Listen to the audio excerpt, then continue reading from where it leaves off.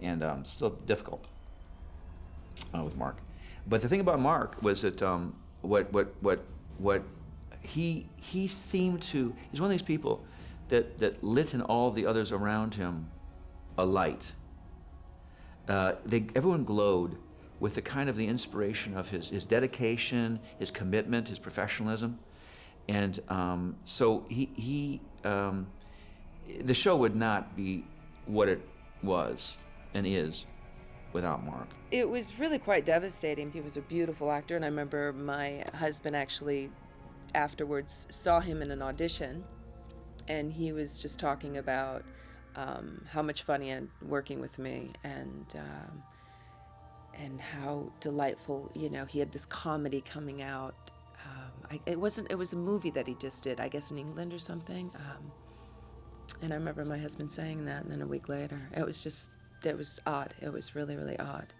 From the time of the Inquisition, we were hunted down, tortured, burned alive by humans who feared us, who called us monsters. When the Nosferatu joined with the other clans to maintain the masquerade, we were able to live peacefully out of sight of humans below ground. Kindred were always among us. Kindreds and humans evolved together hundreds of thousands of years ago. And the episode we were about to make, the next episode before the show was put on hiatus, was a show called Skull, which illuminated this mythology in which, in an archaeological dig, in a cave, they find two skulls. Well, they find a skull, which is clearly not quite human, but highly evolved, with fangs. And of course, it's the ancient, it's one of the first of the Nosferatu. And it's probably the first of what later became the mythology in our show of the Methuselah, the Nosferatu who sleeps for 7 years and awakens and feeds on others. So in this cave they found this skull. This creature had been feeding on humans, and so this was a sensation, of course. And so Julian had to get that skull back, and that was the notion of to maintain the masquerade. They had to get that skull. But unfortunately for them, the skull was very, very powerful. One of the powers of the Kindred in our mythology was that they could touch an object, and they would know the history of who else had touched that object. They could see that in a vision. And of course, when you touch that object, it'd be like the chalice. It'd be like the ultimate object in their world, in their mythology, and it caused them to change. And when they touched the skull, they would change in very bad ways. They began to de-evolve and become savage. So each of our characters deconstructs in the course of that episode. I lead by the law, Brewer. That's the only reason you live. Just remember, kindred law is harsh. Step wrong even once, and you'll get the same justice you gave my sire.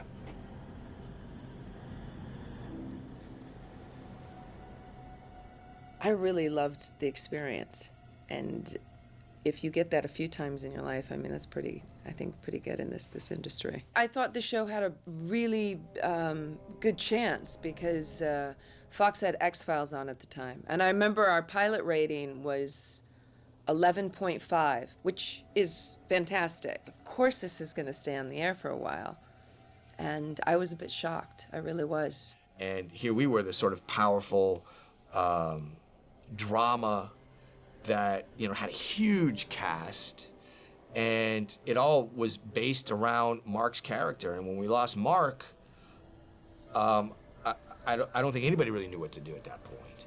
And that's really the missing piece, and would probably be one of the most exciting things about bringing the show back now, finding who that prince would be, the new prince of the vampires, how the legacy would continue, who would carry that torch. And if they could sort that out, I think John Leakley and the networks would have a huge hit on their hands. I don't know if Spelling knew what to do with it at that time.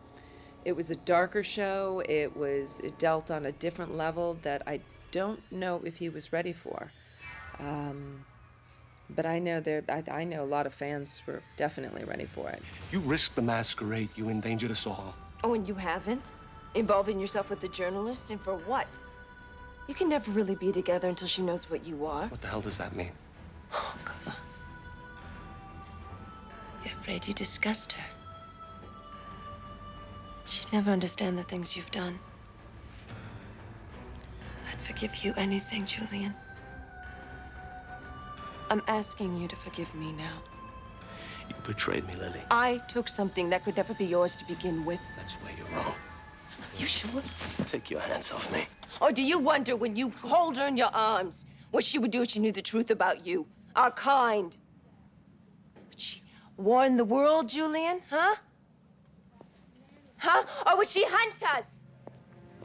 This did have a really good fan base. I mean, I would walk around and it was just like, you know, oh my God, Lily the Vampire. I mean, people would say that, and you're like, that's awesome. I mean, that's really awesome. It was a lovely experience. You know, Stacy Haydock and I were talking this morning, and it's back there. We made some really, you know, I'm still in touch with her, and Peter Medek, you know, I just did something with him a couple of months ago.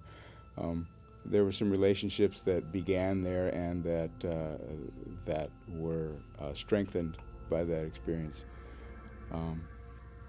So yeah, there are fond memories, and it ended way too soon. I also did sci-fi conventions later on, and people would still, over and over and over and over again, bring up Sasha and all of that, and tell me all sorts of details about the masquerade. Things like, you know, I felt like I was, you know, failing school. I was like, damn, I have no idea what the answer, like they'd say, you know, to the Nosferatus, and I'm like, I don't know. I don't have John's, like, World of John Lee book with me. I don't know. I'm just really glad. I actually am really happy that it is getting the attention that I think it deserved back then. And that obviously there's enough of an audience and a fan base still for it that it's sort of being, you know, brought back to life in a lot of ways. I think it's deserved. I think the entire, you know, everybody in it in the entire show, and I think it was a beautiful role for Mark, and I just like the idea of his life having another sort of extension with that. That's really lovely. And Peter Medek is brilliant, and John, I mean, God, the world according to John Legally is just a phenomenally detailed, creative world, and I do think everybody deserves to have it sort of seen, I think, a bit more. I thought it was really pretty progressive at the time for television, and I thought it was really going to take hold. I really thought it was going to, you know, start a new genre. I mean, I'm a monster lover from way back, so I've always been interested in it, and I've always been interested in, you know, fantastic storytelling and what you can do with it. It's really cool to see this come back. It was the one that really kind of started the pack. People that saw it back then and kind of missed the opportunity to see it continue will enjoy you know, picking it up again. And I think there'll be a whole bunch of new fans that, you know, like the genre and, you know, like the tonality of, you know, romance, vampire stuff. So I think it's going to be cool. I could see this was the beginning of something that really special, you know, and I don't think it's anything any less special, because there's only these 8 episodes. You know, it's just a shame we were 17 years early, because if we put this show together today, it would blow up, no doubt. Imagine what would have happened if we were able to do, you know, 20 eps to really set the tone.